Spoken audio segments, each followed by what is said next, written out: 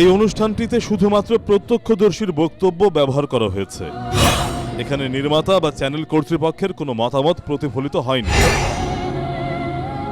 ব্যক্তি, বস্তু ও তথ্যের নিরাপত্তার স্বার্থে আমরা লোকেশনের নাম সরাসরি ব্যবহার করছি না। ঘটনা সম্পর্কিত সবচাইতে নির্ভরযোগ্য তথ্য উপাত্ত সংগ্রহের জন্য আমাদের নানা ধরনের ক্যামেরা ব্যবহার করতে হয়েছে বলে ভিডিওর মান কিছুটা ক্ষুণ্ণ হতে পারে। এই অনুষ্ঠানটি প্রস্তুত করার লক্ষ্যে আমাদের টিম মেম্বারদেরকে নানা রকম প্রশিক্ষণ গ্রহণ করতে হয়েছে। কারো যদি যথেষ্ট প্রশিক্ষণ ও সাহস না থাকে, তাদেরকে এই জাতীয় এক্সপেরিমেন্ট না করার জন্য বিনীত অনুরোধ করছি।